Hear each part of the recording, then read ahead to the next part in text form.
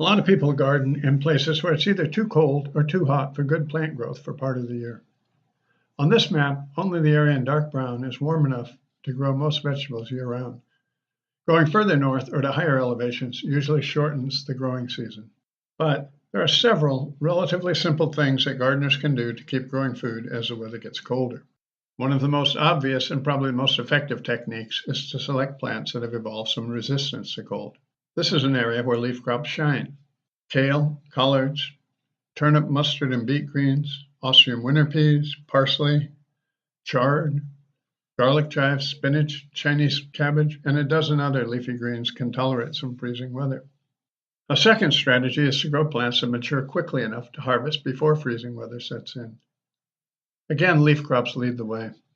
Where sweet corn or tomatoes may take 80 days or more of warm weather to mature, some leaf crops like amaranth, quailgrass, tatsoi, spinach, and arugula can be ready to eat in just 30 days.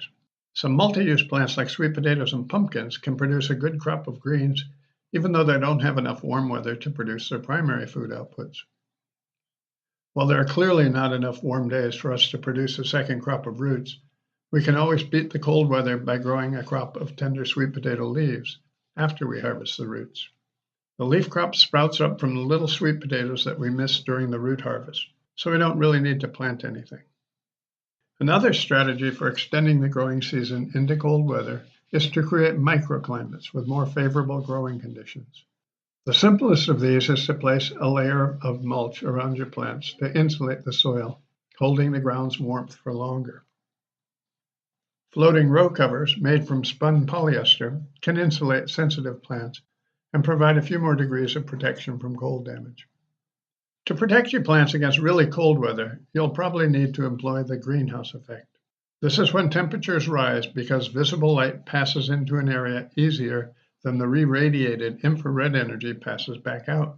This effect is why greenhouses can grow plants in cold weather. It's also the primary cause of climate change, as increasing carbon dioxide levels in the atmosphere block escaping infrared energy more efficiently than it blocks incoming visible light. Gardeners can employ this effect in anything from full-size greenhouses to simple cold frames. Cold frames can be made with old windows, but greenhouse plastic is ideal. This is usually 6 mil UV-treated polyethylene, designed to last at least 4 years. Regular plastic sheeting breaks down too quickly in sunlight. If you garden in a region that needs protection from cold, greenhouse plastic is probably available. We often make cold frames with bales of hay or straw. This insulates the plants from the wind, and the hay or straw can be used as mulch later.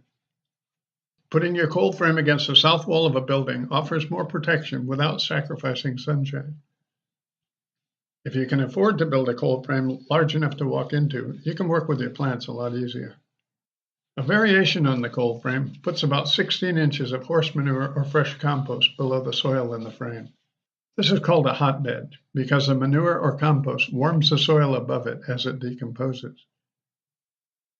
If your garden is arranged in permanent beds, you can convert them to cold frames by simply pulling a layer of greenhouse sheeting over hoops made from plastic plumbing tubes.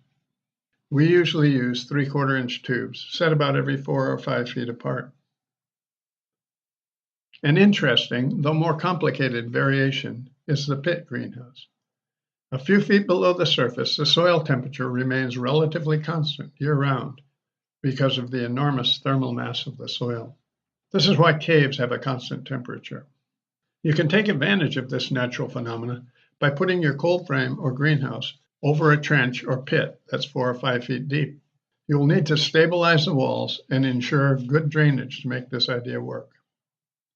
In much of the tropics, and during the heart of the summer in the temperate zone, gardeners may actually struggle with too much rather than too little solar energy reaching their plants. Here in North Florida, for example, many gardeners consider the time between May and September to be too hot to grow vegetables. There are 2 good strategies for extending the growing season into very hot, sunny weather. The most important of these is choosing tropical plants that have evolved a resistance to high temperatures. Your spinach and lettuce may get bitter and go to seed. Your tomatoes and squash may stop setting fruit. But tropical greens like Okinawa spinach, jute, and roselle will thrive in the heat. The second strategy for beating the heat is using shade. Shade is especially important for young plants until they can develop sturdy root systems. Probably the best material for shading plants is shade cloth that's intended for that purpose. Wherever greenhouse supplies are sold, shade cloth is usually available.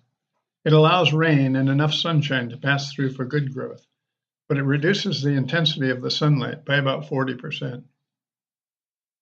Actually, there's different grades of shade cloth that block out different amounts of sunlight, but the 40% shade cloth is widely available and generally works well. The same growing beds or cold frames that had clear sheeting stretched over it when more heat was needed can now be easily adapted to block some unwanted sunshine. This can allow gardeners to extend the season for cool weather crops by a month or more. So whether the weather is getting too cold or too hot, there are simple techniques to let you grow food for more of the year. Thanks for watching.